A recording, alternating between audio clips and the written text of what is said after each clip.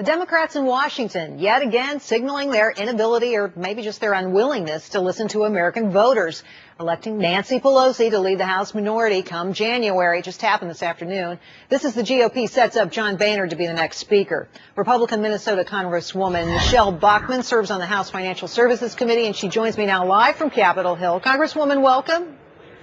Gerri, thank you so much. Always an honor to be on your show. You're so nice. I've got to ask you about this move to re-elect Pelosi, though. I was shocked by that. What do you make of it? Well, you know, it's interesting. In our GOP conference meeting, it was announced as late-breaking news, and there was a standing ovation in the GOP conference in our closed-door room. We were floored that the Democrats would re-elect Nancy Pelosi. No one could believe it. She's not exactly a revered member of Congress across the country.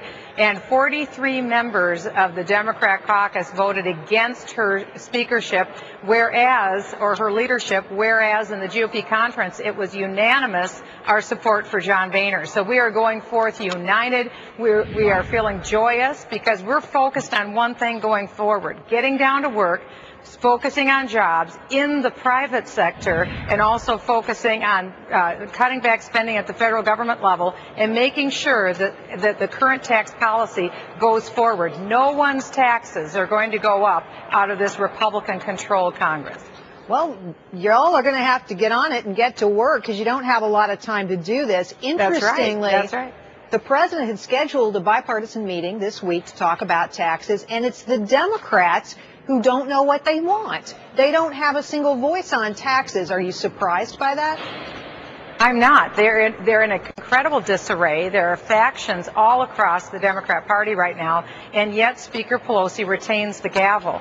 But I think if they put their ear to the ground of the American people, they will hear the American people say, no new taxes for anyone in this country. Federal government, get your act together. So we'll see if Speaker Pelosi hears what the people are saying, but you will see a united front on the part of the Republicans in Congress. We will not vote for any tax increases going forward. Well, do you feel like you've already had some victories, particularly being so closely connected to the Tea Party? The conversation about earmarks this week was just really astonishing when you look at people like Mitch McConnell saying no earmarks. Do you think that you've got a victory notched on your belt already?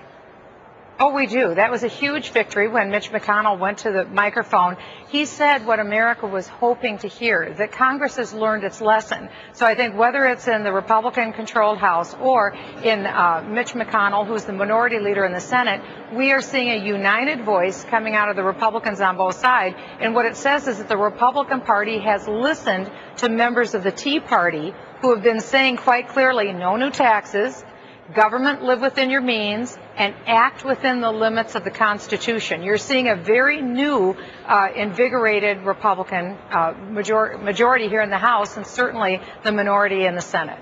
Well, Congresswoman, the conversation is being extended now to where should we cut? Where should we raise taxes? A proposal out today to raise national sales taxes by 6.5%. What would you say if the question is put to you about where we cut and where we boost taxes, if any? Well, I would say it's a mistake to boost taxes, and I think it's a mistake to boost a national sales tax right now. I think one place that we could start, for instance, is the unlimited credit card that Treasury Secretary Tim Geithner gave on Christmas to Fannie and Freddie. That's something that needs to be cut. That's hundreds of billions of dollars, and we need to cut that gravy train right now. From there, there's all sorts of areas we could go to. One would include No Child Left Behind, funding No Child Left Behind. That was a Republican initiative, and I opposed that as well. There are so many areas where we could cut, and I think you'll see those proposals coming forward from the Republican-controlled House. Well, there's certainly a lot for the party to do, many topics to get to, of course, taxes first. But do you feel like the Republicans have really embraced the Tea Partiers? Do you feel like you're going to have a vocal role, a leadership role? Are you going to be able to make a difference as a Tea Partier?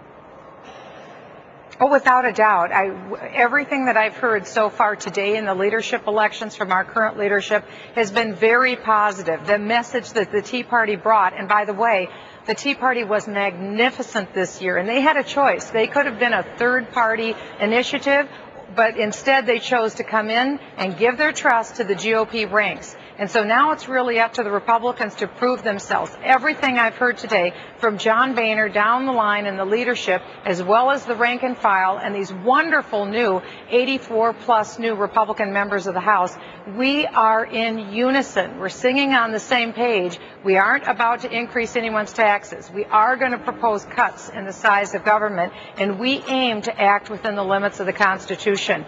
That's a very good message, and I think it says clearly we have heard the message of the American people at the ballot box on the first Tuesday in November. No higher taxes. We'll be watching, that's for sure. Thank you, Congresswoman. You must come back as soon as you can.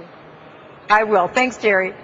All right. Coming up, GM is making all the headlines this week with its upcoming IPO, but the auto companies aren't the only ones who still owe us money. Not by a long shot. I'll break it down next on the Willis Report.